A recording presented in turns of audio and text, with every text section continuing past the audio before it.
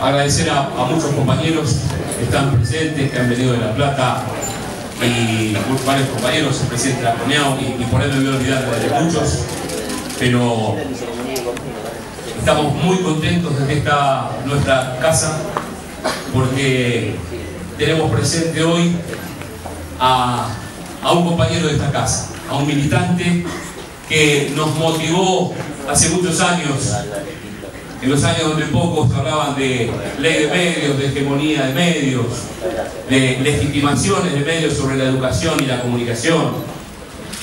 Compañero que es el motivador del fútbol para todos. Por ahí está Pablo Paladino, el coordinador del fútbol para todos.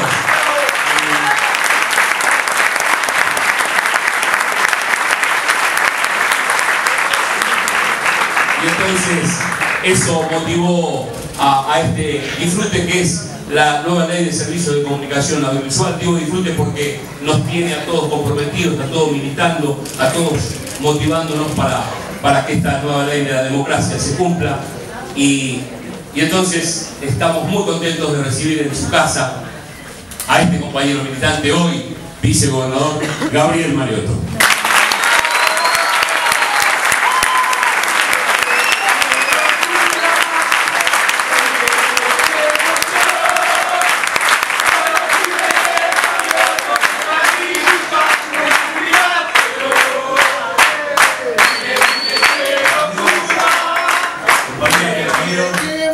Muchísimas gracias por poder encontrarnos en este ámbito, tantos amigos, tantos compañeros de tanto tiempo, tantos recuerdos, y sobre todo en un momento de la Argentina que venimos de mucho dolor, vamos a tener mucho dolor por mucho tiempo, sobre 51 muertes que hemos tenido en la ciudad de La Plata. Es un luto muy grande, pero nos obliga a tener a estos compañeros presentes, a estos ciudadanos que sufrieron, tenerlos presentes siempre, en cada acción de gobierno, en cada acción institucional, en cada disputa política. Y cuando digo disputa política estoy hablando de aspectos centrales en la dirección que se llevan esas políticas, sino de una disputa absurda de cargos, carguitos, politiquería berreta, sino que a veces nos damos cuenta que política que no se discute es causal de una tragedia. Entonces, creo que han pasado muchas cosas en la patria, pasan muchas cosas en el mundo y merece una reflexión. Estamos en un ámbito central, que es la universidad. La universidad nos tiene que ayudar y vamos a volver sobre este eje seguramente durante el tiempo que dure esta charla. Tenemos que tener a la universidad en el núcleo central de la reflexión de una Argentina de los próximos 20 años. Por eso es muy importante que se discutan en las cátedras. Yo vengo recién de estar en la cátedra de Periodismo y Literatura, de la cual sigo siendo titular, pero estar frente al alumnado nos permite percibir esa sensibilidad, esas inquietudes que tienen que ser fortalecidas por la lectura, por la dedicación, por el conocimiento, pero a su vez tiene que tener la vuelta de las propuestas que nosotros tenemos que presentar en los ámbitos que nos toquen, porque lo que no se puede es formar parte de la improvisación, sino que tenemos que trabajar en la profundidad de un diseño de patria, de país, de ciudad, de provincia. El mundo está absolutamente convulsionado, estamos seguramente transitando un cambio de paradigma, los primeros años de un nuevo paradigma. Y nuestra región y la Argentina no son ausentes de esa situación. Por eso en nuestra epidermis lo que hay es esa tensión de lo nuevo que empieza a intentar consolidarse y lo viejo que todavía resiste. Es una Argentina, recién le decía a los chicos de la cátedra que iba a hablar de lo mismo, porque me preguntó Gustavo Gordillo en la cátedra cuándo había empezado la nación argentina. Y hubo múltiples abordajes, Carlino, múltiples abordajes. ¿Cuándo empezó la nación argentina? Entonces, algún compañero dijo en 1810, otro dijo en las invasiones inglesas, la Argentina ya se conformaba como nación, otro dijo en la Constitución del 53, otro dijo en 1880. Por supuesto que hay respuestas formales y respuestas profundas. Quizá cuando la Confederación Argentina tuvo la posibilidad de incorporar a Buenos Aires entre Cepeda y Pavón, se conforma la nación tal cual hoy la conocemos. Y ese aspecto, esa incorporación de Buenos Aires trae consigo aspectos que son importantes a la hora de analizar la historia y de analizar el presente. Recordemos que después de Rosas viene Caseros en el 52 y en 1853 se sanciona la Constitución. Esa Constitución establecía que durante 10 años no podía tener modificaciones. Sin embargo, con Cepeda, la derrota de Buenos Aires, la derrota de Mitre por Urquiza, obliga a que Alsina deponga la autonomía de Buenos Aires y se incorpore a la Confederación. Pero esa incorporación no fue gratis, trajo consigo una serie de condicionamientos, entre ellos la reforma constitucional. No se habían cumplido los 10 años que se establecía, solo 7. Sin embargo, para que Alsina y Mitre accedieran a la Confederación, condicionaron la reforma constitucional en donde se le aporta el aspecto tan importante en este tiempo y durante lo que dura nuestra Constitución, que es que no se pueden sancionar leyes federales que restrinjan la libertad de imprenta.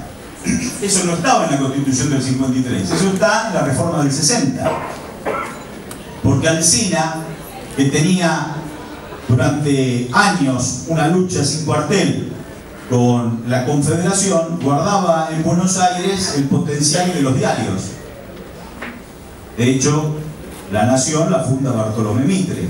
Entonces, si Buenos Aires se incorpora a la Confederación, no puede haber leyes federales que restrinjan la libertad de imprenta. Por eso, cuando se sancionó la Ley de Servicios de Comunicación Audiovisual, no se incluyen los diarios, porque la Constitución así lo establece. Pero esa reforma constitucional fue de coyuntura, tuvo que ver con un episodio de pelea coyuntural de ese tiempo. Después vino Pavón, en donde nuevamente las tropas de Urquiza se enfrentan con las tropas de Buenos Aires, y aún ganando en el campo de batalla las tropas de Urquiza, un batallón perdido se rinde a las tropas de Mitre y Buenos Aires vuelve a tener la hegemonía por sobre la Confederación, ya una Confederación conformada con Mitre como presidente. Ya. Y esa trilogía de Mitre, Sarmiento y Avellaneda hasta llegar a 1880 ya empiezan a trabajar sobre un mecanismo de reflexión que es lo que nosotros entendemos como la historia oficial, generando la condición objetiva para que Roca siga llevando adelante su formato de Estado. En 1880 nace el Estado liberal en la Argentina, definitivamente, con preceptos que nosotros hemos padecido. Por los ingleses. Claro, con la consolidación de Inglaterra, que ya estaba en el Río de la Plata de 1806-1807, ya coqueteaba con el puerto de Buenos Aires, con el libre comercio, que ya tuvo en Rivadavia y el empréstito de la Baring Brothers una oportunidad de condicionarnos en la Argentina dependiente durante 100 años, y que en esa política Lord Ponsonby logró la independencia de Uruguay con ese concepto del algodón entre dos cristales. Pero con la llegada de Roca y la instalación de la Argentina del libre cambio, la Argentina agroexportadora, consolida la dependencia y consolidó un formato económico-político que atentaba contra la mayoría de los ciudadanos de nuestra patria, que hacía una Argentina rica pero para 10 familias, no una Argentina séptima economía del mundo como dice la historia oficial. El ferrocarril se construye en la Argentina, pero antes no había ni una tornería. En Paraguay había un desarrollo industrial incipiente y se fue conformando y se fue consolidando, y por eso después tuvieron un ferrocarril como producto de un desarrollo propio. Aquí se traspoló para los intereses económicos británicos el ferrocarril con centro en Buenos Aires y que manejó toda la economía de nuestra patria durante años. Si querían subir el precio, si querían bajar el precio del algodón, no enviaban los ferrocarriles del Chaco al puerto de Buenos Aires y la cosecha se acumulaba y después lo compraban por 2 pesos. Llegaba al puerto de Buenos Aires, se subían a los barcos ingleses, se pagaban con seguros ingleses, llegaban a Gran Bretaña y volvían en productos manufacturados, en pulobres, en casmilón que comprábamos nosotros, digamos, donde el trabajo lo ponían ellos. Eso fue el concepto de un Estado liberal dependiente que desde 1880 llegó hasta 1916, con el primer gobierno democrático, con el triunfo de Hipólito Yrigoyen. Hubo mucha lucha para que pudieran votar. Esto lo cuenta siempre muy bien Aníbal Fernández. La negociación entre Hipólito Yrigoyen y Sáenz Peña es para que voten los pibes que tenían 18 años también. Por supuesto la mujer no votaba, pero que voten los pibes que tenían 18 años, que eran los que se habían puesto el cuerpo en las revoluciones del parque. Si estaban dispuestos a dar su vida, ¿cómo no van a estar con posibilidades de votar? Y con elecciones limpias, libres, asume Hipólito Yrigoyen, y ahí termina la Argentina liberal como la conocimos con Roca, y empieza otro formato de Estado que por supuesto se consolida definitivamente en el 45 con la llegada del peronismo, pero que ese paradigma desde el 16 llega hasta 1976, que es el Estado de Bienestar, un Estado en el centro de la economía con posibilidades de llevar adelante políticas de inclusión y de generar puestos de trabajo. Ese Estado de Bienestar, aún con los matices que tuvo ese periodo del 16 al 76, son muchísimos años. Tuvimos golpes de Estado, tuvimos gobiernos militares, pero aún en los gobiernos militares más represivos no pudieron con la transformación constitucional de poner los derechos y la justicia social en términos constitucionales. Por eso en el 55, si bien derogaron la Constitución del 49, tuvieron que respetar los derechos del trabajador en el 14 bis. Entonces el Estado estuvo en el centro hasta el 76, donde con una brutal represión y con un plan económico siniestro del 2 de abril de 1976 aparece otro paradigma de Estado, que es el Estado neoliberal.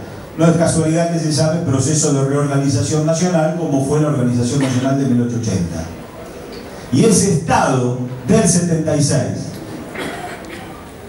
que nace en el 76 con las políticas de Martínez Dios, no termina en el 83 con la recuperación de la democracia, sino que sigue mucho tiempo más. Cavallo vino a terminar lo que había iniciado Martínez Dios, la Argentina de la patria financiera, de no producir absolutamente nada, de cerrar las escuelas técnicas porque nada había que aprender, porque nada había que producir.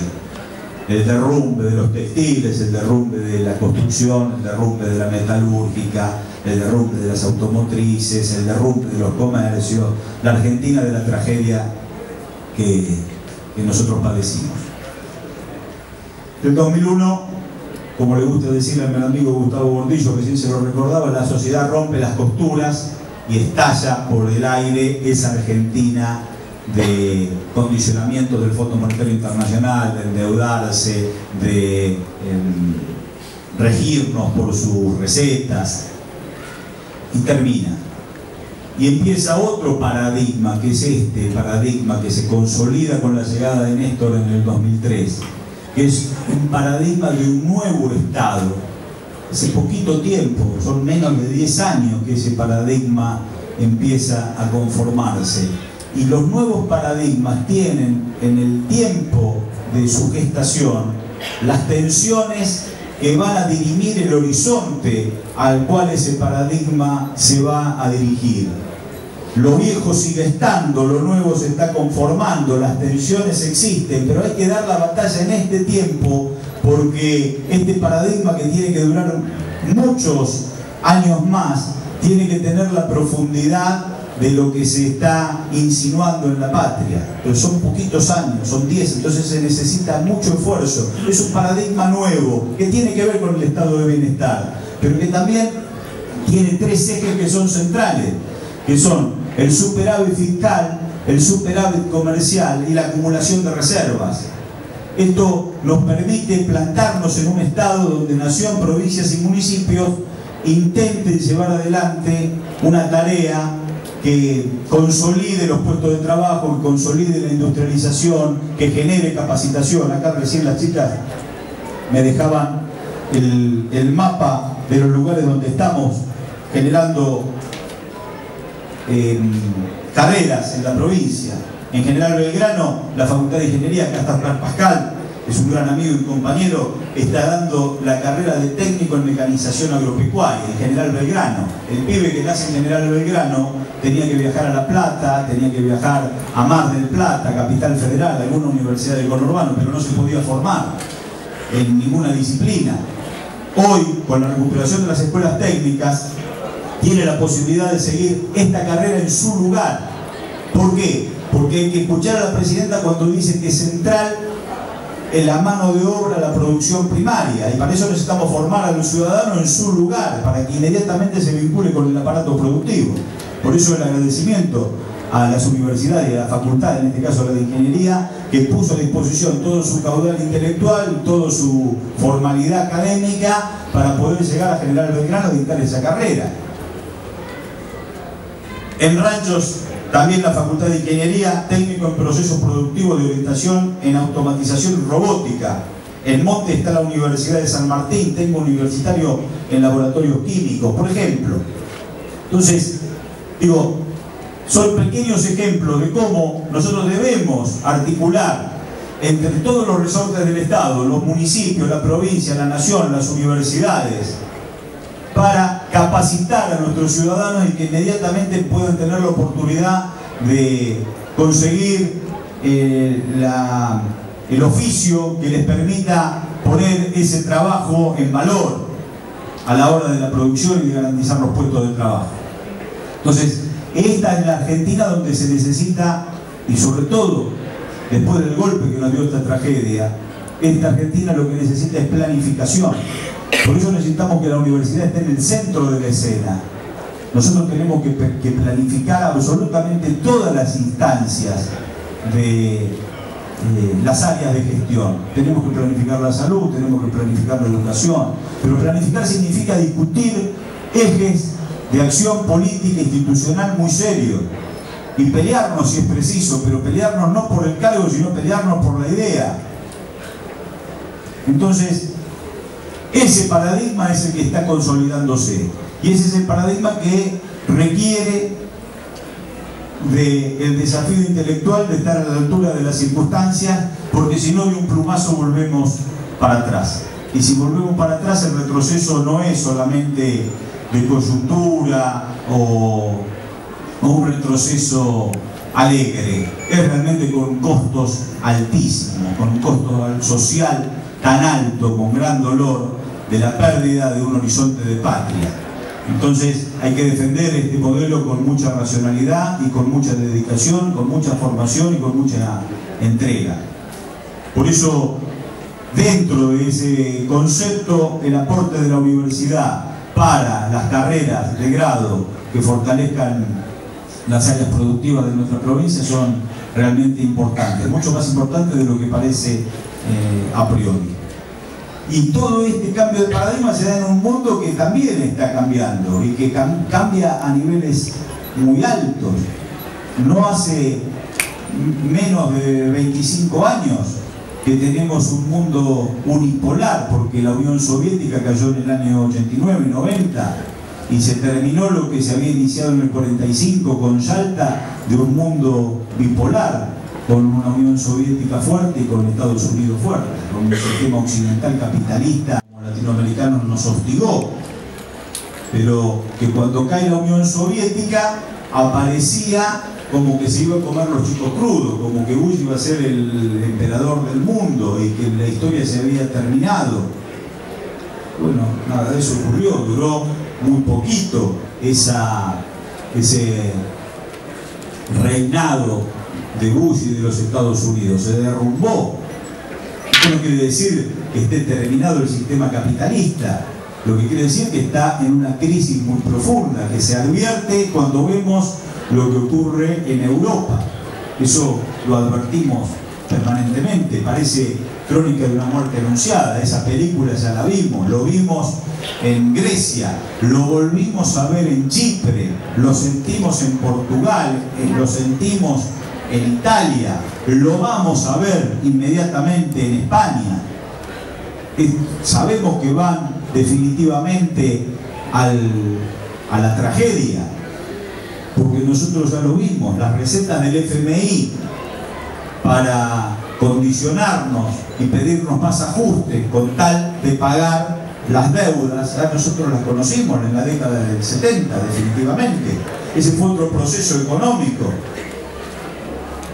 El dinero que recibía un sector de Oriente por los precios del petróleo se ponían en los bancos de Occidente a tasas muy módicas de interés, y esos bancos de Occidente se los prestaban a las dictaduras latinoamericanas que habían generado con la idea de endeudarse trágicamente por los siglos de los siglos y pagar a costa de la sed y el hambre de cada uno de los pueblos. Esto de pagar las deudas con la sed y el hambre viene de Nicolás Avellaneda de 1865, que lo puso en palabras sin ponerse colorado. Bueno, ese fue el diseño del Fondo Monetario Internacional. Nos prestan barato, nos prestan porque ellos tienen el dinero barato de lo que viene de Oriente y nos dejan una espada de Damocles para el resto de la vida de los pueblos. Bueno, entonces, eso está ocurriendo hoy en Europa. ¿Por qué pasa en Europa y no pasa en América Latina? Bueno, porque nos desenchufamos a tiempo del Fondo Monetario Internacional. Nos pudimos desenchufar a tiempo con políticas que llevaron adelante los jefes de nuestro bloque continental.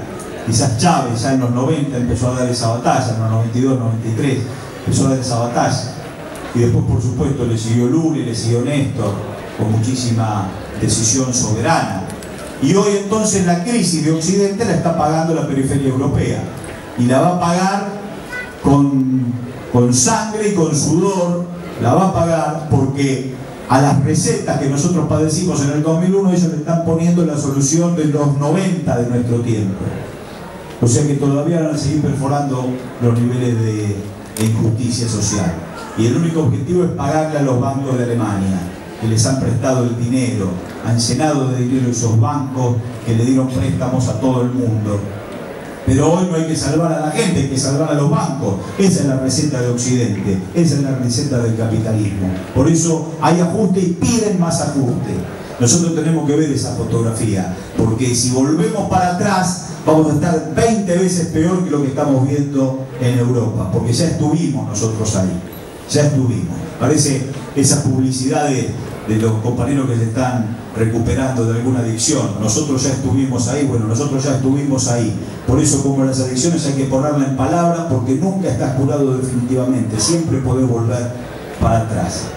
Entonces, esa tragedia que está padeciendo la periferia europea ha puesto en crisis el sistema capitalista. Esto está ocurriendo en este tiempo y nosotros tenemos que estar muy atentos, porque ese mundo unipolar que no duró tanto ya también está en crisis y aparece un mundo multipolar, pluripolar, pluricéntrico. Ya no es un centro que domina a la periferia como fue la dependencia clásica a la cual nos vimos sometidos, sino que aparecen centros alternativos al poder establecido, al poder hegemónico. Y esos centros alternativos se muestran en la China, por supuesto, con un potencial económico enorme, se muestran en Rusia. Estos dos países tienen el veto en el Consejo de Seguridad de las Naciones Unidas, quiere decir que tienen la posibilidad de defenderse de cualquier conflicto bélico, tienen un potencial armamentístico también realmente muy importante, no solo economías emergentes fuertes, sino que a su vez también tienen armamento. Tiene un oriente cercano con Irán, que también, como cuarto país productor de petróleo del mundo, empieza a tener incidencia importantísima en esa región del planeta. Tenemos los países del norte de África, del Magreb, y los países, algunos países orientales que están en transición con nuevos estados, cuestionando también el paradigma y con un gran potencial también producto de la acumulación de petróleo, de una gran riqueza. Y tenemos nuestro bloque continental y está India, por supuesto, también, que junto con Brasil ya se codean en el comercio internacional entre las primeras potencias. Y nuestro bloque continental, con Venezuela, con Brasil, con Argentina, con la energía, con la reserva medioambiental más importante del universo, que desenchufado del Fondo Monetario Internacional también vuelve a ser un centro importante alternativo al poder hegemónico. Por eso ya no es un mundo unipolar, ya es un mundo que está en transición y tenemos que estar atentos a esa transición. Por eso lo que hagamos desde la Argentina es central, y lo que hagamos en cada una de nuestras áreas, lo que haga un ciudadano con responsabilidad en un consejo deliberante, en un consejo escolar, en una intendencia, en una provincia, en una nación, en una universidad, es fundamental. No podemos perder el contexto de ese gran racimo del cual formamos parte, y es por eso que es muy necesario que aportemos a la reflexión para que podamos planificar las políticas públicas.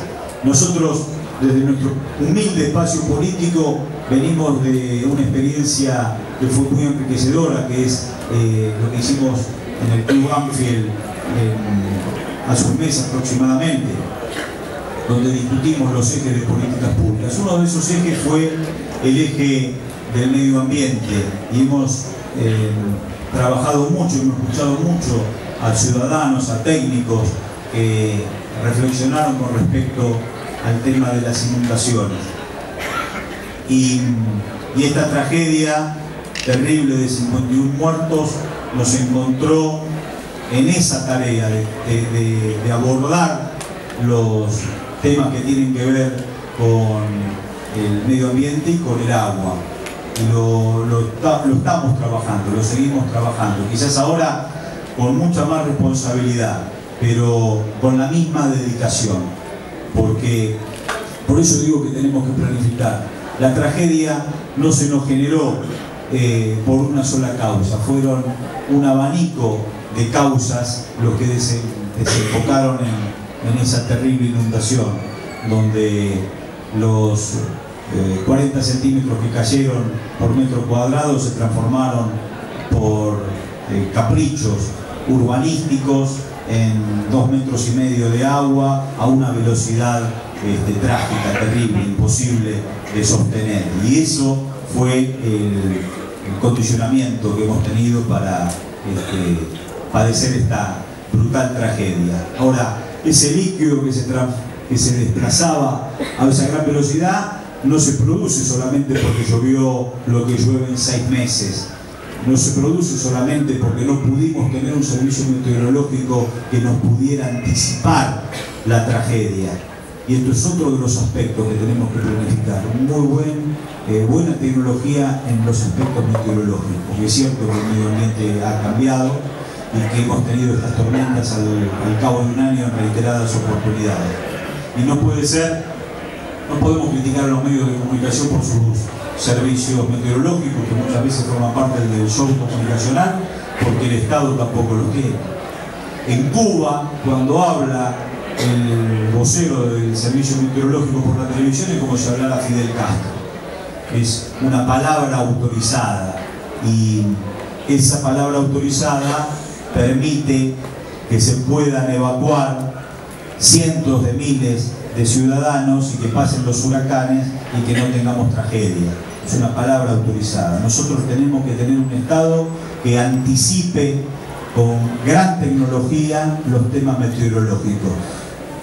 Ya ha pasado otras veces en la Argentina. Fíjense ustedes, el manual de instrucciones de 1946, que fue el primer bosquejo de la ley de servicios, de la ley de radiodifusión, en la época de Farrell, febrero del 46, prohibía a los medios de comunicación dar el servicio meteorológico, porque como estaba en cabeza de las Fuerzas Armadas, si los medios decían que iba a llover y después no llovía, ridiculizaban a las Fuerzas Armadas. Ese manual de instrucciones fue un manual censor, absurdo, restrictivo, el que cambió las letras de los tangos, entre otras cosas. Pero también se ocupó de no sobreexponer la previsión de las Fuerzas Armadas para dar el servicio meteorológico, por eso lo prohibía.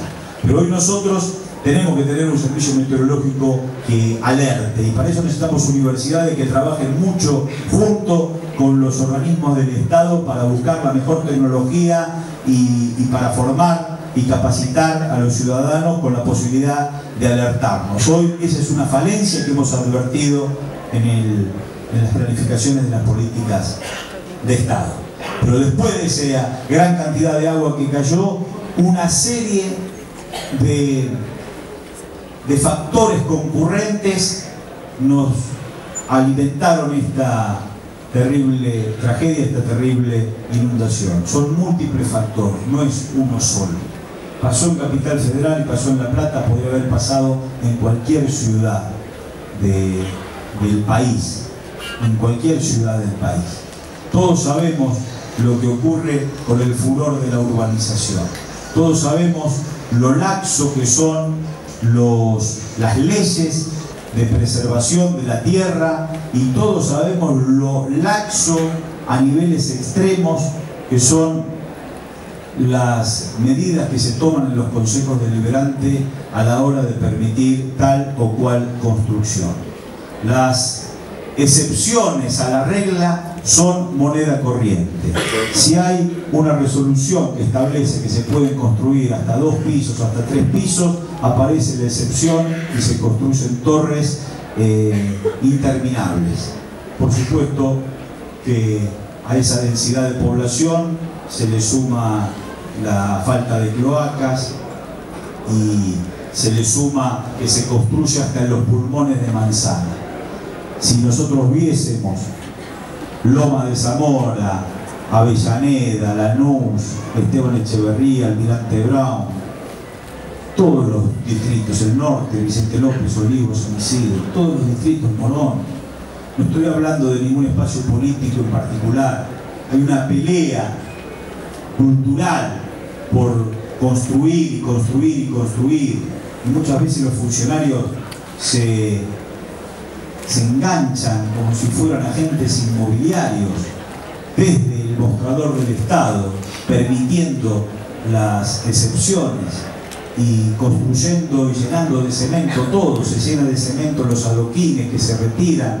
Antes podía filtrar también por ahí el agua. Hoy ese pavimento muchas veces sirve de factor para que corra el agua con tanta fuerza y para que no fluya, para que no pueda drenar. Lo mismo los controles que le está faltando a nuestro Estado a la hora de ver a las empresas que extraen agua. Nosotros venimos de una vieja obra sanitaria que tenía pozos y que extraían el agua de la napa, que después vino una empresa francesa en la privatización y como eso era muy caro, empezó a extraer agua del río, y hoy tenemos una empresa del Estado que es AISA que sigue extrayendo agua del río, y eso hace que suba la freática. Aquí Oscar y los compañeros lo conocen muy bien, en el zócalo de esta facultad muchas veces tenemos el agua hasta la mitad, porque la freática está ahí, y allá atrás está la laguna de Santa Catalina, que por suerte se ha podido preservar, pero también había emprendimientos inmobiliarios que querían darse ahí. ¿Cómo vamos a desagotar el agua del centro de Loma si teníamos construido la laguna de Santa Catalina? Entonces, esto que pasó en La Plata, repito, con los edificios, con la suba de las freáticas, con la construcción de nuevos emprendimientos como el DOT en Capital o el Estadio Único en Tolosa, que van alterando el régimen urbano de los barrios, alteraron el régimen urbano de Tolosa, y como el dragado en los humedales para facilitar alguna tarea comercial en la costa no tiene la racionalidad de preservar esa región, donde en esos pantanos también hay la posibilidad de regular la subida y la bajada de las aguas. Y como el relleno sanitario,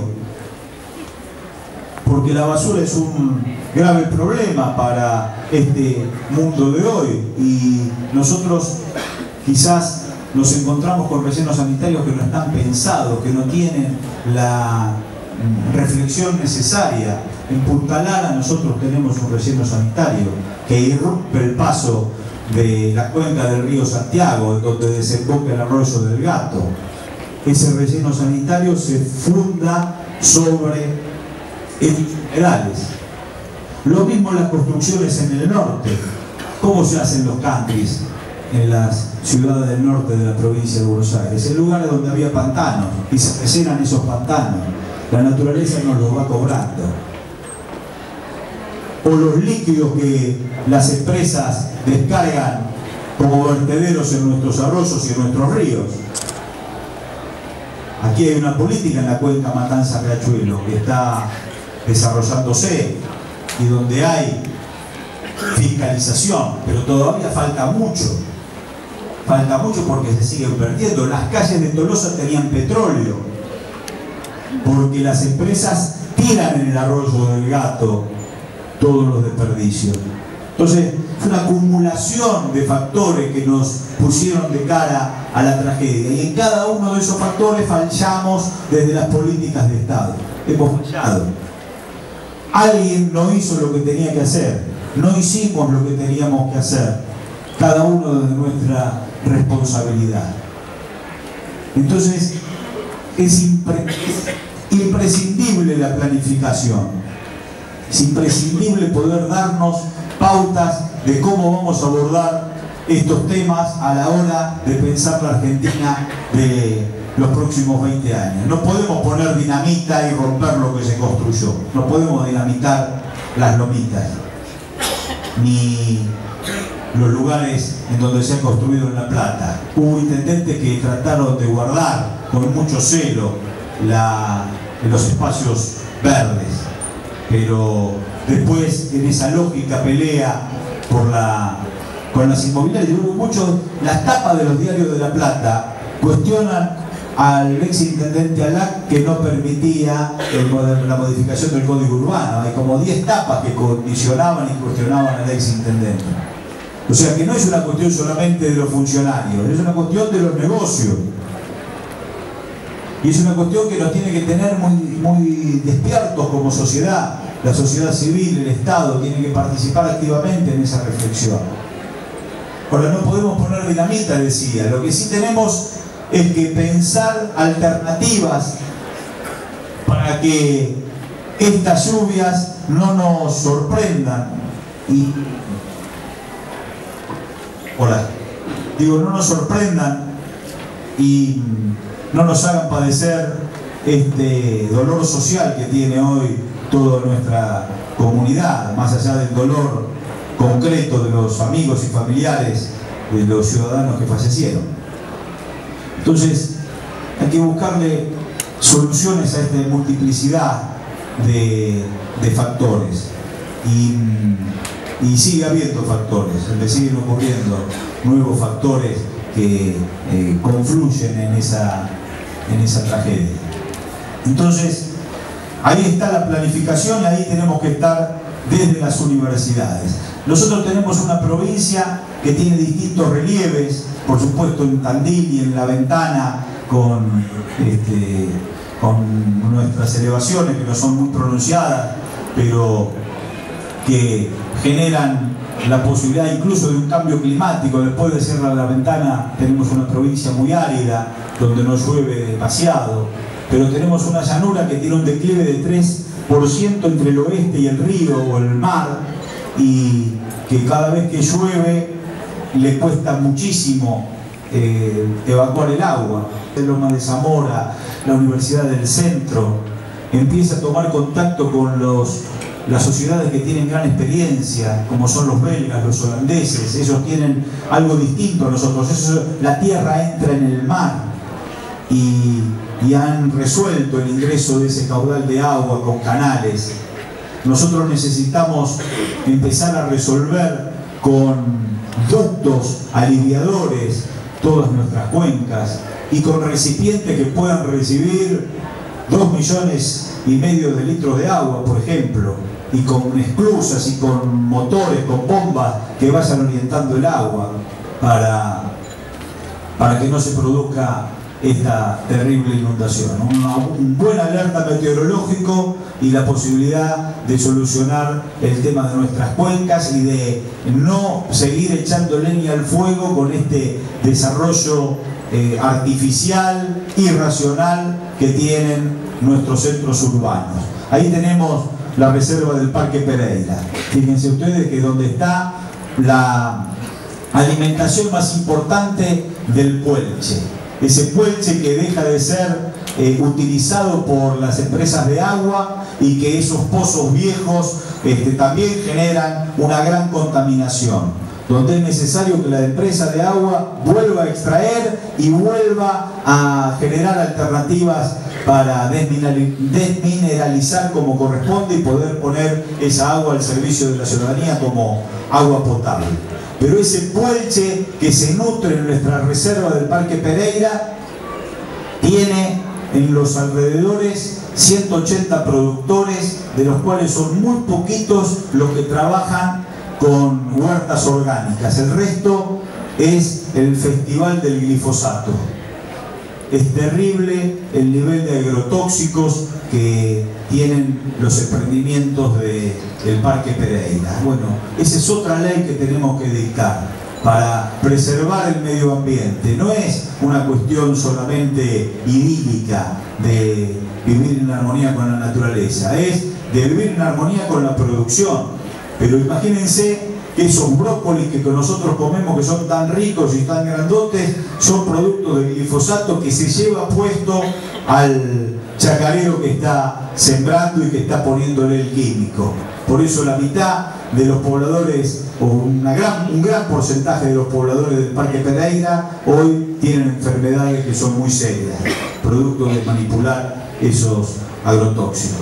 Entonces, son múltiples los abordajes que tenemos a este tema. Entonces, si tenemos una universidad que junto con los distintos resortes del Estado se pongan a pensar estas soluciones, vamos a hacer un gran aporte a la Argentina de los próximos años. Y no hace falta que nadie llame desde ningún estamento gubernamental. Hace falta que las propias universidades dispongan de su horizonte de formación y que empiecen a sacudir al mundo intelectual, al mundo académico con sus opiniones, con sus trabajos, con sus investigaciones. Es central que eso ocurra. Y si podemos articular entre 2 o más universidades y entre 2 o más áreas del Estado, por supuesto que mucho mejor. Pero hoy más que nunca necesitamos fortalecer ese concepto. Como se están estudiando una serie de nuevas leyes para la democratización de la justicia, esas nuevas leyes forman parte de un cambio de paradigma cultural también muy importante. Esas leyes fueron abordadas de forma muy profunda por distintos cuadros intelectuales de nuestra patria y también con el aporte de las universidades. Bueno, lo mismo tenemos que hacer en las ciencias duras y en los distintos aspectos de la vida de la sociedad. Tenemos que hacer lo mismo con los hospitales, tenemos que hacer lo mismo con la educación y tenemos que hacer lo mismo con el medio ambiente y tenemos que trabajar interdisciplinariamente. Entonces, esta más que una charla de reflexión es una búsqueda de interacción con los ciudadanos, de un papa que venga de estas tierras, que sea un papa latinoamericano, que conozca la pobreza, que conozca el padecimiento producto de las políticas imperiales y producto de la dependencia que tuvo y todavía tiene nuestra tierra.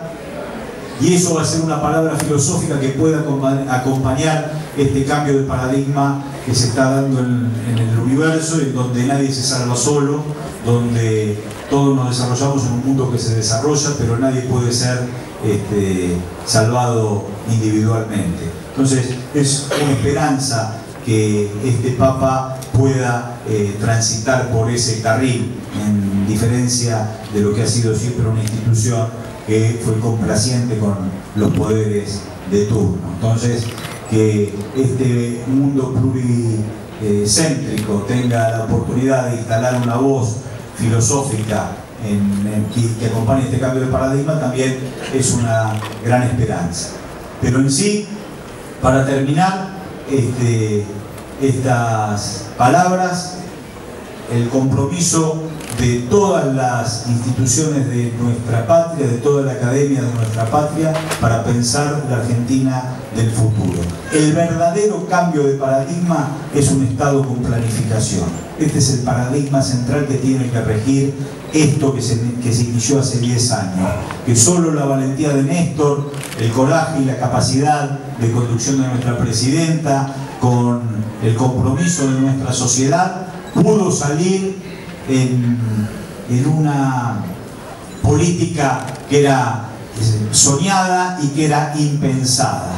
Fue la Argentina, yo recuerdo lo que decían los spots de la comunicación del 2003. Día a día un nuevo país. La Argentina era día a día, era minuto a minuto, hora a hora, día a día. Después se pudo planificar semana a semana, porque la tragedia había sido tan grande que había que estar permanentemente en la Troya.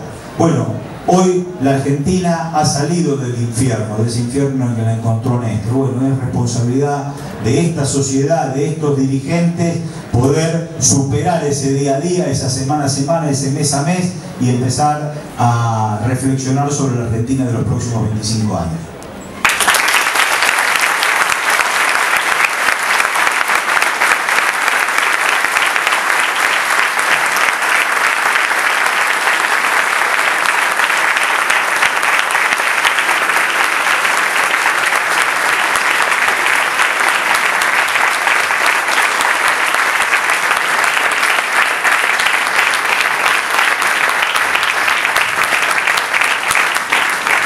Bueno, ahí estuvimos hablando con Gabriel y por ahí